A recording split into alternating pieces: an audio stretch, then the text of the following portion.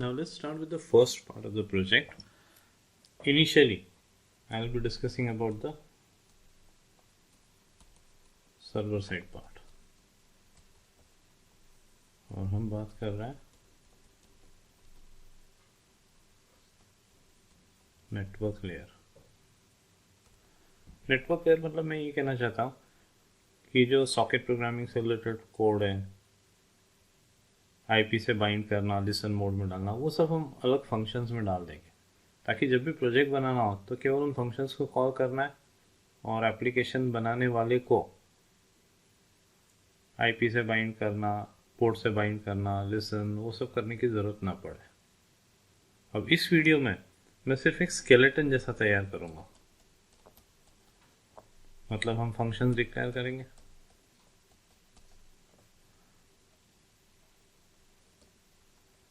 Approach समझाऊंगा, functions declare करेंगे, functions define करेंगे without code, without the code part. और इस हिसाब से करूँगा कि आगे चल के इसको लाइब्रेरी में कन्वर्ट करना है। Let's start straight away and I will start backwards. मतलब ऐसा मानो कि अमित लाइब्रेरी बनाएगा और बॉबी उसका यूज़ करेगा। तो will start with the code that Bobby is suppose to write. फिर अमित क्या फंक्शनैलिटी प्रोवाइड कर रहा है वो देखेंगे। Let's start.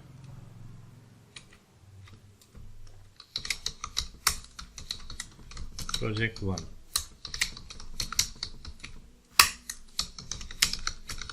Server side part.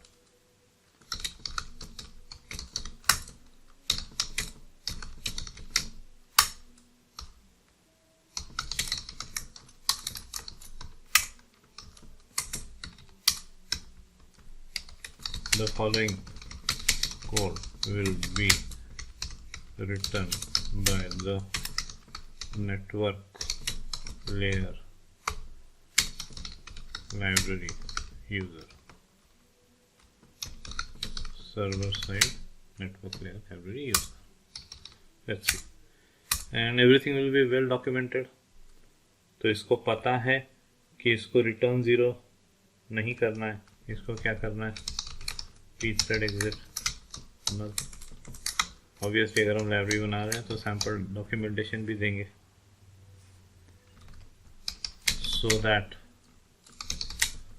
running threads won't terminate। अभी आप कुछ मत लिखिएगा, slowly I'll make progress and as and when whatever is required I'll keep explaining। अब सबसे पहले allocate TCP सर्वर। सब जगह मैं TCP सर्वर ऐसे यूज करूँगा ताकि आगे I will be open to writing UDP server or some server following some other protocol. Right now we are talking about TCP server. अब following code is being will be written by server side network layer library user. Let's assume the name of the programmer to be Bobby.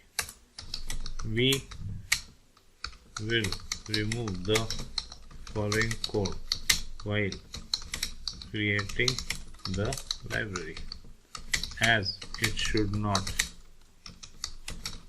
contain library should not contain main function that is supposed to be written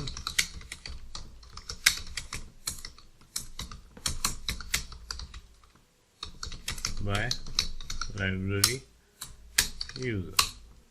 We are writing it right now just to test our code. So allocate TCP server, let's say 5046. Bobby may write code to pick 5 port number from some 5, we don't care, वो बॉबी का lookout है। अब allocate TCP server क्या return करेगा, एक structure का address, तो मैं एक सर्वर नाम के पॉइंटर को असाइन कर देता हूँ और इसका टाइप क्या, टीसीपी सर्वर, और टीसीपी सर्वर क्या होगा, टाइप डेफ्ट होगा, और उसमें बहुत सारी चीज़ें रैप्ड होगी। और मैं कुछ ऐसी प्रोग्रामिंग करूँगा कि बॉबी चाहे तो भी ना देख पाए कि टीसीपी सर्वर के पीछे जो स्ट्रक्चर है उसमें क्या रैप्ड है। I'll tell you how I'll be doing that. अब हो सकता है किसी कारण से एलोकेट ना हो पाए, कई सारे कारण हो सकते हैं, सॉकेट नहीं क्रिएट करने दिया जा रहा है, पोर्ट ऑलरेडी इन यूज है, तो बॉबी क्या करेगा। अब हमने जब पहली बार नेटवर्क प्रोग्रामिंग सीखी थी तो क्या था कि बहुत सारे एरर नंबर्स वगैरह की बातें करी थी, तो उस सब को हम बॉबी में नहीं, बॉबी को उस सब जमीन में नहीं डालेंगे। हम सिंपल एक काम करेंगे, फंक्शन बनाते हैं टीसीपी सर्वर फील्ड, इसको वो एड्रेस पास करेगा। अगर कंट्रोल इफ में गया मतलब क्या, सर्वर एलोकेशन फेल हो गया। अब बॉबी को तो क्या दिखाना है, एक एरर मैसेज दिखाना है। अब एरर मैसेज कितना बड़ा ये बॉबी को नहीं पता,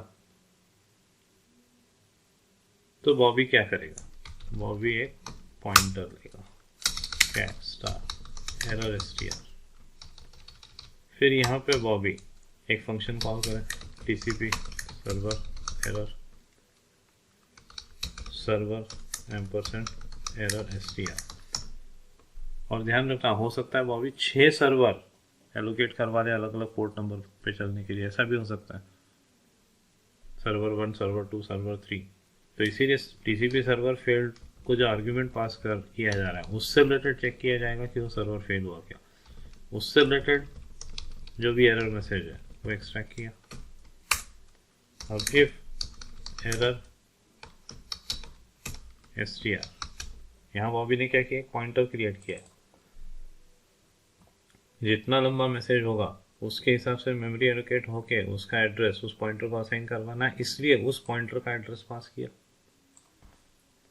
अब अगर ये फंक्शन चल जाने के बाद error str equal to null, तो कुछ नहीं करना है, नॉट इक्वल टू नल तो मैसेज प्रिंट करना है।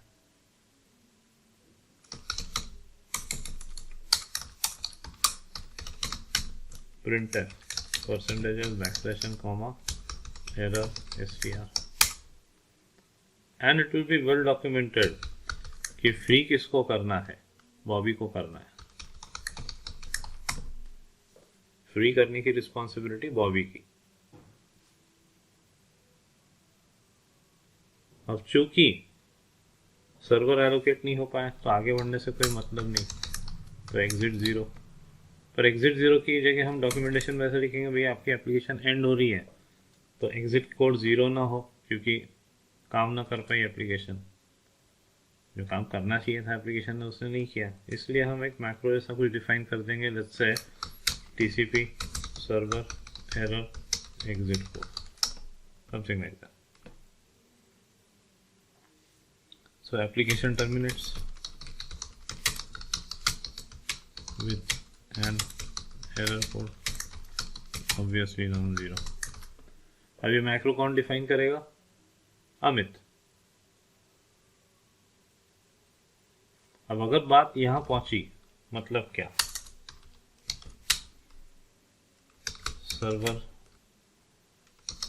allocated to accept request on 5046, not yet accepting क्या, request, अभी उसने रिक्वेस्ट एक्सेप्ट करना शुरू नहीं किया है। स्टार्ट टीसीपी सर्वर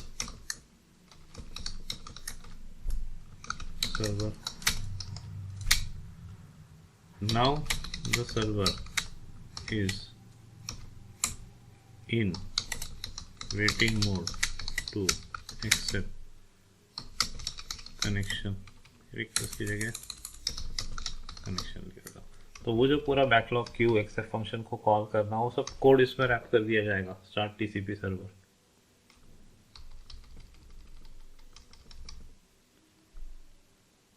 अब अगर किसी कारण से कंट्रोल जब नेक्स्ट लाइन पे आ रहा है तो इशू है तो उसके लिए again TCP server failed server again same story TCP server error ampersand error str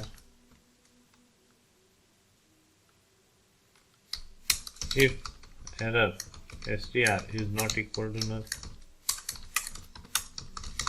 so printf percentage s backslash n error str and free error str और उसके बाद क्या एप्लीकेशन एंड होना चाहिए। एप्लीकेशन एंड कैसे करें एग्जिट ऊपर देख के टाइप कर रहा हूँ TCP server error exit code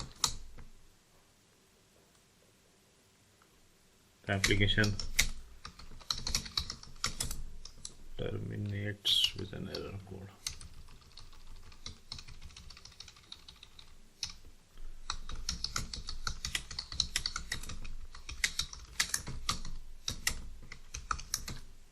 तो नॉन जीरो कोड क्या होगा वो भी हम डॉक्यूमेंटेशन में लिख सकते हैं। और फिर अगर इस इफ में नहीं फंसा तो इधर अब जो टीसीपी सर्वर एलोकेट किया है मतलब डेफिनेटली पीछे कुछ रिसोर्सेस वगैरह एक्वायर किए होंगे कुछ तो होगा फिर उस स्ट्रक्चर के लिए मेमोरी एलोकेट हुई होगी वो भी तो रिलीज करना ज़रूरी है।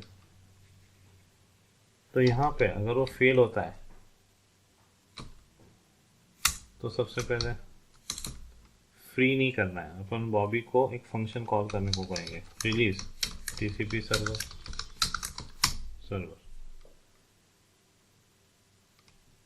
क्योंकि ये तय है एग्जिट करना है।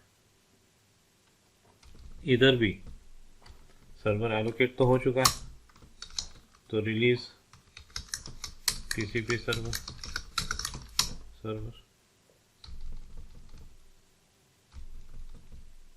सब कुछ ठीक होता है तब भी आखिरी में रिलीज टीसीपी सर्वर। आप ये मत सोचिए कि एक ही बार कॉल क्यों नहीं किया भाई हर एक यहाँ पे एग्जिट है मतलब इस लाइन तक पहुँचेगा ही नहीं यहाँ पे भी एग्जिट है तो इस लाइन पे पहुँचेगा ही नहीं। हाँ ये बात मैं मानता हूँ कि एप्लीकेशन अगर बंद हो रही है तो उस केस में जो मेमोरी वगैरह एलोकेटेड रहती है सब रिलीज कर दी जाती है। We don't have to worry about it but still let's make it an habit कि रिलीज करना है। गॉड नोस हो सकता है किसी दिन कोई ऐसा ऑपरेटिंग सिस्टम हो जो रिलीज ना करे। तो लेट्स रिकैप। एक पॉइंटर जिसको मेमोरी एलोकेट करके स्ट्रिंग स्टोर करके उसका बेस एड्रेस असाइन करने का काम अमित ने जो फंक्शन बनाया उसके थ्रू होगा।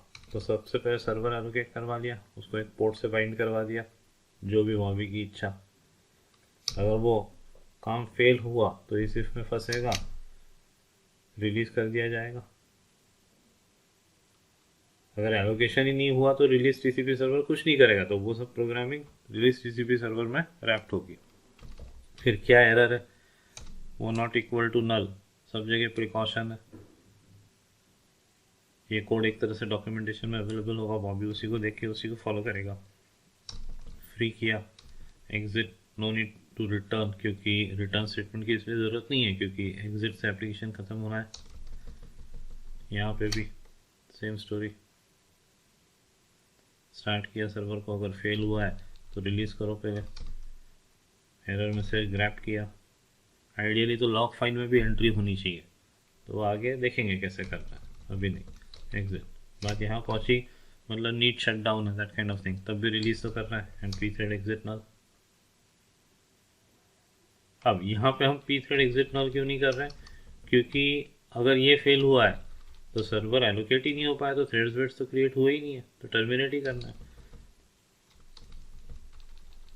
अगर स्टार्ट ही नहीं हो पाया तो उस केस में भी एग्जिट ही करवाते हैं with this code, TCP server error exit code,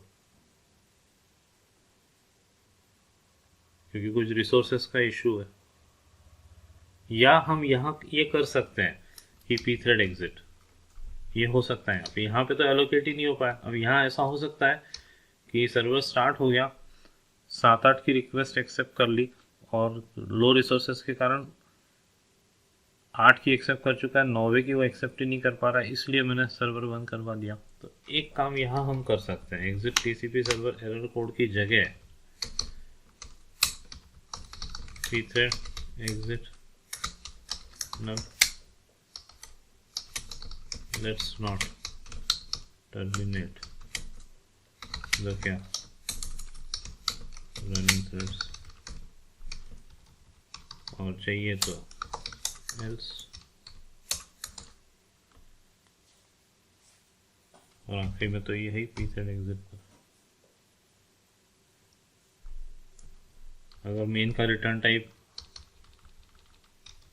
INT है और आपको बहुत ही ज़्यादा इशू है कि रिटर्न 0 नहीं लिखा, तो लिख सकते हैं, क्योंकि वैसे वो pthread exit से ख़त्म हो रहा है, बट लेट्स अवॉइड दैट।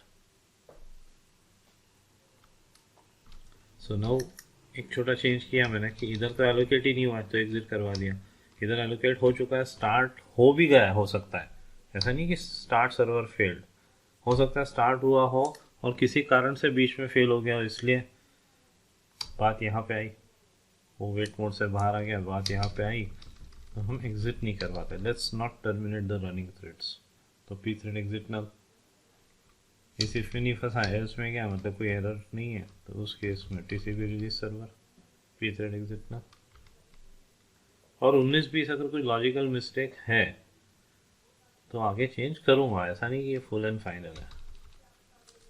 हाँ, पर ये जो बेसिक ढांचा है कि release TCP server, allocate TCP server, उसमें मैं चेंजेस नहीं करूँगा। नेक्स्ट, अब कुछ और बातें। बॉबी कुछ मैसेज प्रिंट करवाना चाहता है कि सर्वर स्टार्ट हो गया, तो उसके लिए हम ऐसा कुछ करते हैं कि बॉबी ये बता पाए कि भैया जब सर्वर स्टार्ट हो जाए तो मेरा ये फंक्शन कॉल करो। तो उसके लिए बॉबी कुछ फंक्शन डिज़ाइन करे। लेट्स से वॉइड, बड़ी बड़ी बातें करते हैं थोड़ी टीसीपी सर्वर स्टार्टेड हैंडलर, इसके पैरामीटर अभी डिसाइड नहीं कर रहा हूँ मैं, एक्सप्लेन धीरे धीरे चेंजेस करते जाऊँगा। फिर let's say TCP server stop handler, कुछ ना कुछ पैरामीटर आएगा, वो भी मैंने लिखा नहीं है। इसी तरह से वो फंक्शन जो चले जब रिक्वेस्ट आए, वही TCP client connected handler.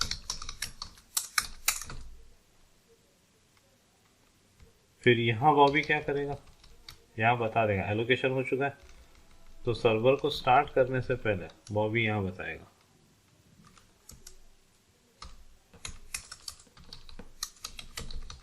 Setting up some handlers, तो बॉबी यहाँ बताएगा कि भैया जब टीसीपी सर्वर स्टार्ट हो जाए तो उसके लिए एक फंक्शन जो अमित लिखेगा ऑन टीसीपी सर्वर स्टार्टेड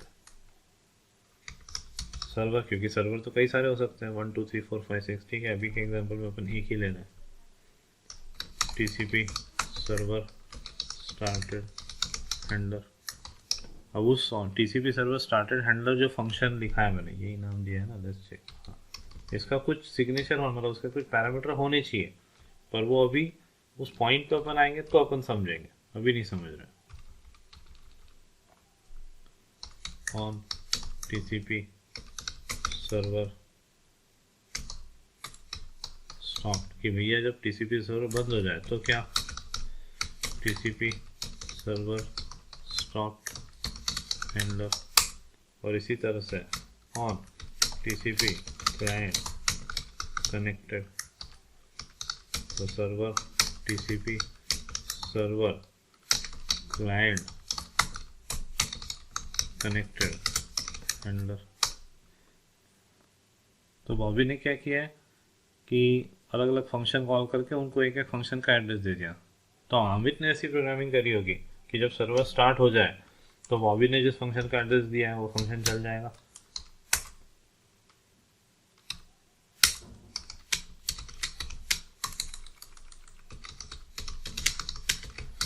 इसी तरह से जब कनेक्शन की रिक्वेस्ट आएगी तो बॉबी का एक फंक्शन चलेगा।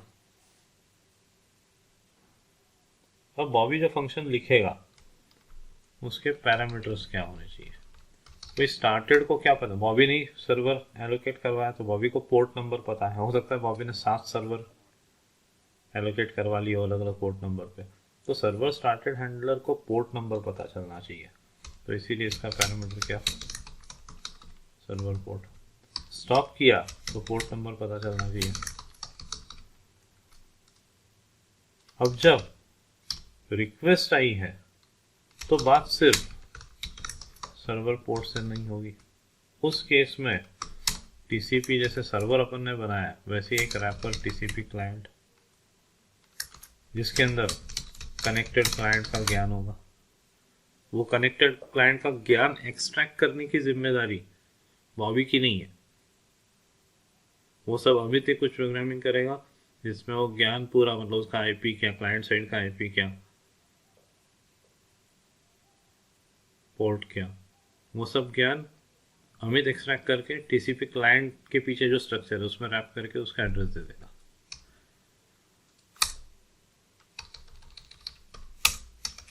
Code that should get, that should be executed on server start, when server starts,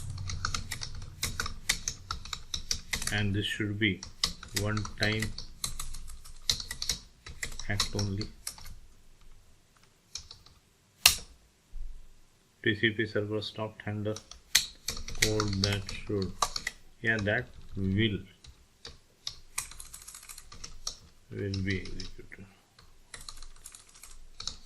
be executed, when server stops. Again, one time act only. Code that will be executed whenever a connection is accepted. तो ये ऐसा code Bobby लिखेगा। अब और ऊपर जाते हैं। अब इसके ऊपर का कोड कौन लिखेगा, अमित लिखेगा। अब अमित ये फंक्शन डिफाइन करेगा, ये on TCP server started, on TCP server stopped, on TCP client connected, TCP server failed, allocate TCP server। तो एक एक करके अपन ऊपर जाते जाते हैं। on TCP server started, on TCP server stopped, on TCP client connected।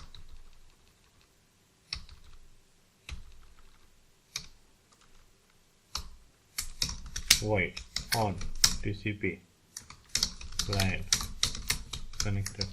अब उधर से बॉबी क्या पास कर रहा है, टीसीपी सर्वर का एड्रेस और एक फंक्शन का एड्रेस जो कब चलना है, जैसे कोई क्लाइंट कनेक्ट होता है। तो उस फंक्शन का पैरामीटर क्या है, 2 है, एक पोर्ट नंबर और टीसीपी क्लाइंट स्टार। तो पॉइंटर टू फंक्शन,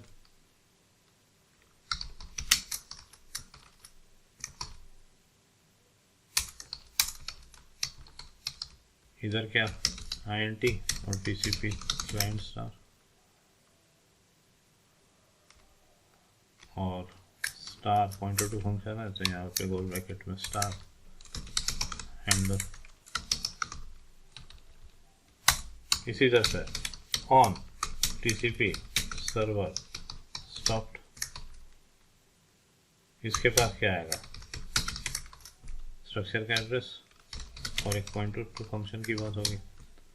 पर इस स्टार्टेड को केवल हम क्या देने की बात कर रहे हैं, पोर्ट नंबर। तो स्टार हैंडलर INT। आज ये कोड कंपाइल नहीं करने वाला हूँ मैं, तो अगर कोई टाइपिंग मिस्टेक है तो नेक्स्ट सेशन, सेमीकोलन नहीं।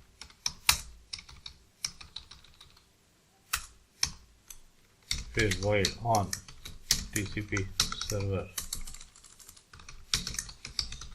started, TCP server star server void star handler INT, same approach. और मैंने पहले ही कहा है कि इसका इम्प्लीमेंटेशन नहीं लिखने वाला हूँ मैं, बॉबी जो कर रहा है उसका इम्प्लीमेंटेशन फिर भी लिखा है मैंने मेन का, ताकि हम अराइव कर सकें इन बातों पे। और क्या क्या, release TCP server, allocate TCP server, TCP server failed, TCP server error,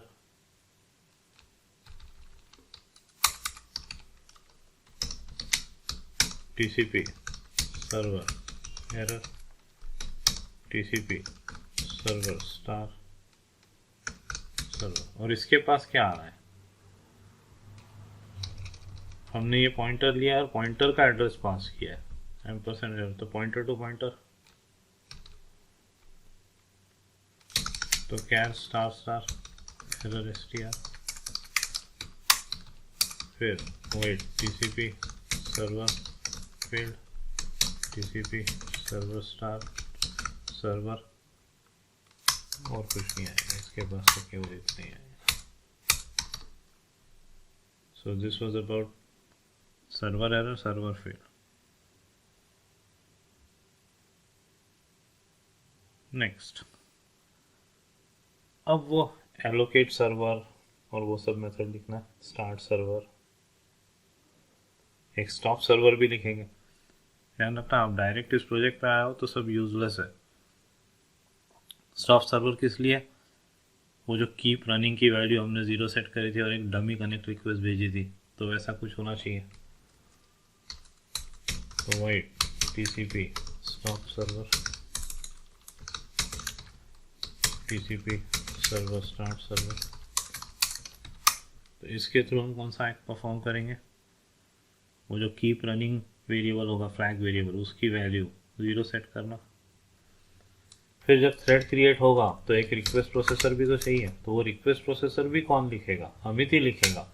हाँ, उसके अंदर से वो बॉबी का वो फंक्शन कॉल करेगा जो बॉबी बता रहा है कि कनेक्शन आने पे चले। तो रिक्वेस्ट प्रोसेसर, इधर भी क्या TCP नहीं, ये तो void स्टार होना चाहिए। तो void स्टार एक जनरलाइज पॉइंटर, जो रिक्वेस्ट प्रोसेसर रहता है, जो हम थ्रेड क्रिएट करेंगे उसको हम एक ऐसे फंक्शन का एड्रेस पास करते हैं जिसका रिटर्न टाइप void स्टार और जिसका पैरामीटर भी void स्टार। तो एक रिक्वेस्ट प्रोसेसर हो गया। नेक्स्ट, अब TCP start server, TCP start server, TCP server start server.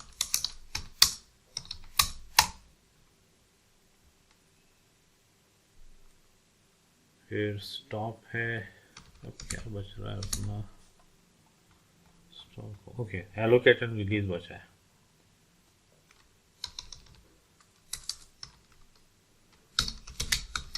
Release TCP server, TCP server start server, और एलोकेट बचा है। अब एलोकेट को क्या रिटर्न करना है, TCP सर्वर स्टार्ट। तो एलोकेट का return type TCP server start होगा।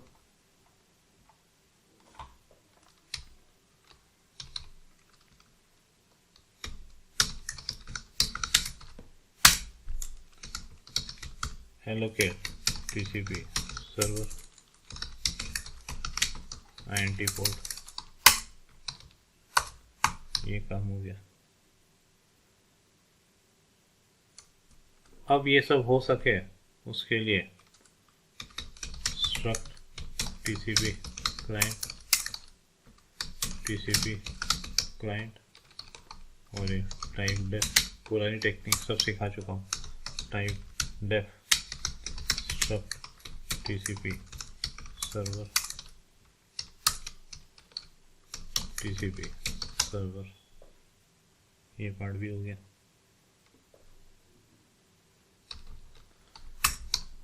और मेंबर्स के बारे में नेक्स्ट सेशन, इम्प्लीमेंटेशन अभी नहीं लिख रहे हैं। Following code will be part of server.c that will get compiled to our library। और अब following code will be part of server.h, the header file। Header file में इन सारे फंक्शन के डिक्लेरेशंस आएंगे जो अभी अभी लिखे। तो TCP server start allocate TCP server INT, फिर ये नीचे देख के ही टाइप कर रहा हूँ मैं, void release TCP server start, फिर next is TCP server, TCP start server, TCP stop server, TCP start server, TCP server start, TCP stop server, TCP server start।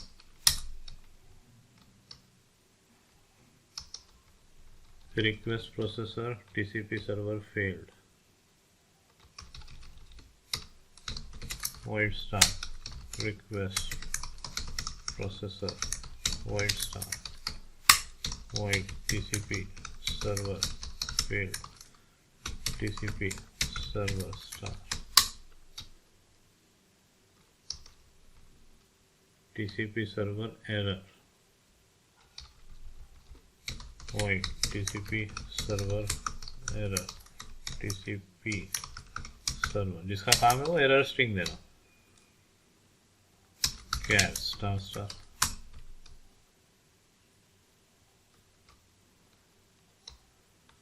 फिर on TCP server started, I'll just copy paste it shamelessly।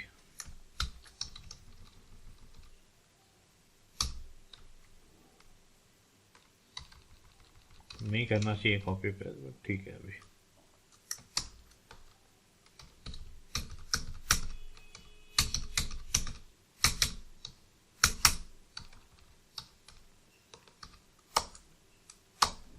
Semicolon, यहाँ से parameter name हटा रहा हूँ, रख सकते हैं पर हटा रहा हूँ, जस्ट फॉलोइंग स्टैंडर्ड।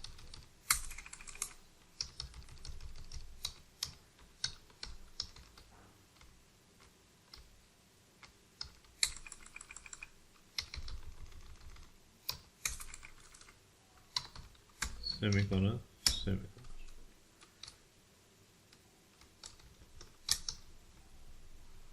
ये भी होगा। नेक्स्ट अब जनरली जब ऐसे काम होते हैं कि सामने वाला ये बता रहा है कि भैया ऐसा हो जाए तो ये करना है, ऐसा हो जाए तो ये करना है, ऐसा हो जाए तो ये करना है, तो जब ऐसी स्थितियां आए तो वो रिस्पेक्टिव फंक्शन कॉल करने के लिए कोड थोड़ा सा अलग रहेगा, मतलब उसके लिए भी फंक्शंस बनाए जाएंगे। तो चूंकि आज स्केलेटन की बात करिए तो उन फंक्शंस की भी अभी बात कर लेते हैं।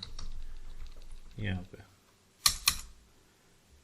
एक फंक्शन रेज TCP सर्वर started event,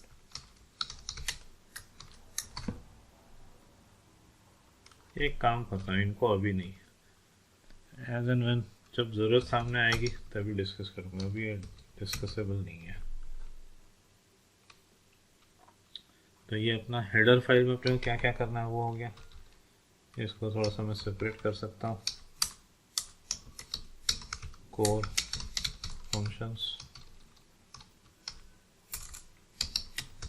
error related functions, setting up event handlers. अब इवेंट क्या होता है, तो सिंपल, जैसे फॉर एग्जांपल कुछ ऐसा, मतलब क्लाइमेट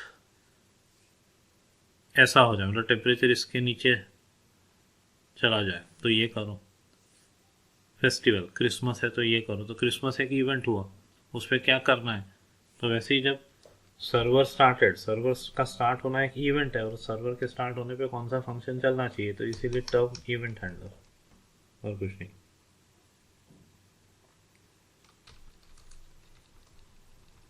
और सबसे इम्पोर्टेंट पार्ट,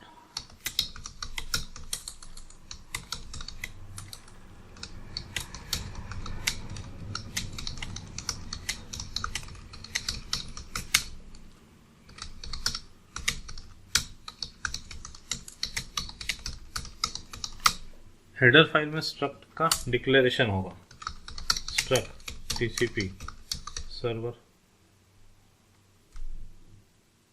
और इसको टाइप डेफ भी कर देते हैं यहीं पे। तो बॉबी क्या ये हेडर फाइल इंक्लूड करेगा, तो बॉबी केवल इससे पॉइंटर क्रिएट कर सकता है, उसके किसी मेंबर पता ही नहीं, क्योंकि हेडर फाइल में मेंबर की बात ही नहीं करी है। टाइप डेफ स्ट्रक्ट टीसीपी, बहुत सारे स्टूडेंट्स से टाइपिंग मिस्टेक करते हैं, यहाँ स्पेस है, TCP server, sorry TCP client, TCP client. TCP client का कहाँ यूज़ हुआ है, ऑन क्लाइंट कनेक्टेड में, यहाँ टीसीपी क्लाइंट होना चाहिए, गलती करिए मैंने कुछ, on TCP client connected, TCP client आना चाहिए। एक तो server port,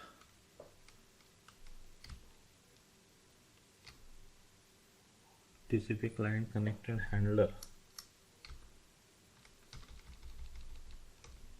on TCP client connected,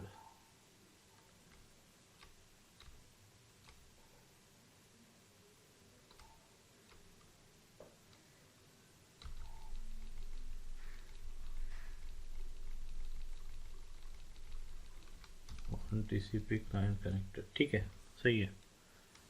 on TCP client connected के पास तो सर्वर ही आएगा, सामने वाला जो फंक्शन देखेगा उसका, उस फंक्शन का पैरामीटर टीसीपी क्लाइंट होगा।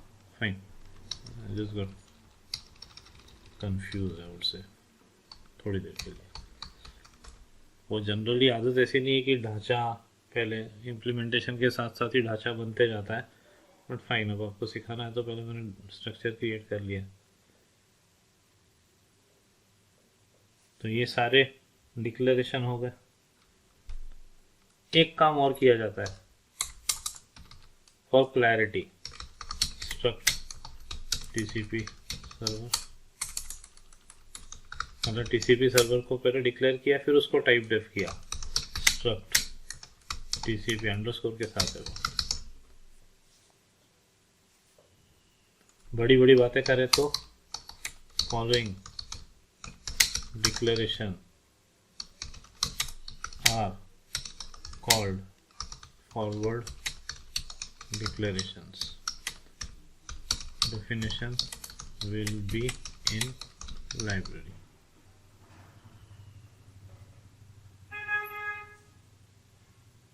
तो ये पूरी स्ट्रक्चरिंग थी, देखते हैं क्या कंपाइल होता है। अभी कोई हेडर फाइल इंक्लूड नहीं करी है, कोई मैक्रो बना का यूज़ किया है क्या कहीं पे भी,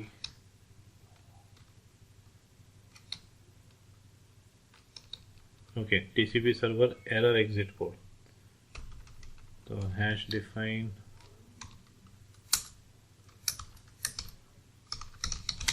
टीसीपी सर्वर एरर एग्जिट कुछ भी दे सकता हूँ, जैसे आई गो फॉर 54, कुछ भी दे सकता हूँ, एग्जिट कोड 54 दे दिया। Let's check gcc server.c, too few arguments, okay 130,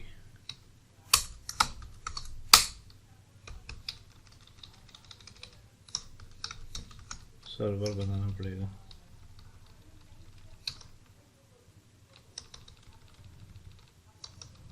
यहाँ बना दिया।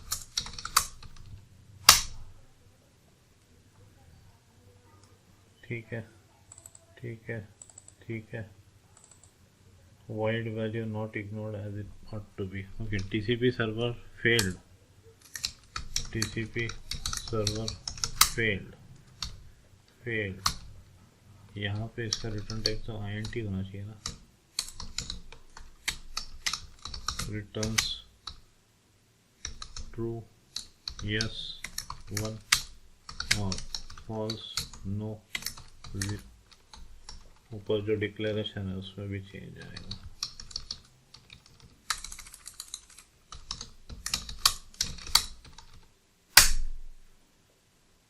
ठीक है, तो हेडर फाइल इंक्लूड करेंगे तो हो जाएगा। Implicit declaration of start TCP server, ये क्या चक्कर है। 126 हमने TCP start server okay start TCP server को करना पड़ेगा क्योंकि हम प्रीफिक्स हमेशा टीसीपी ले रहे हैं, तो TCP start server. Next TCP server client connected handler,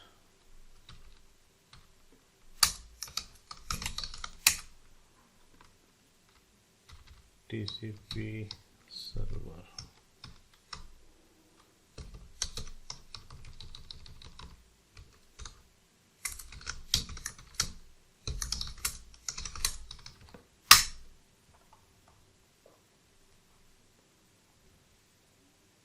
ठीक है। तो सर हेडर फाइल इंक्लूड कर लेंगे तो ये इशू रिजॉल्व हो जाएंगे।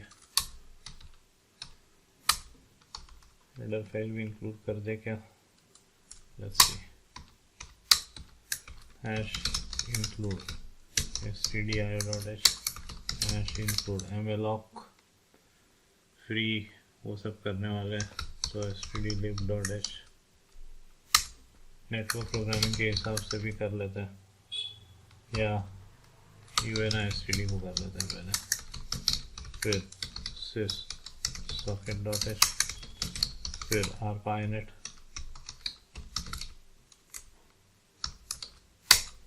इसी तरह से netdb। स्ट्रिंग की भी ज़रूरत पड़ेगी, स्ट्रिंग हैंडलर से pthread देखेंगे, और किसी की ज़रूरत पड़े, हाँ error numbers error.h।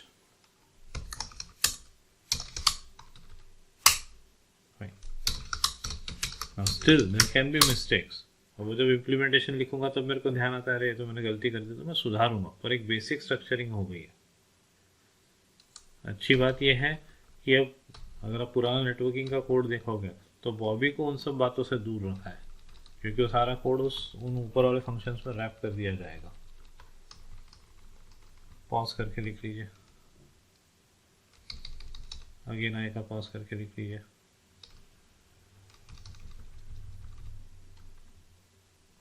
Again I का पॉज करके लिख लीजिए, अगेन आई का पॉज करके लिख लीजिए, अगेन आई का पॉज करके लिख लीजिए,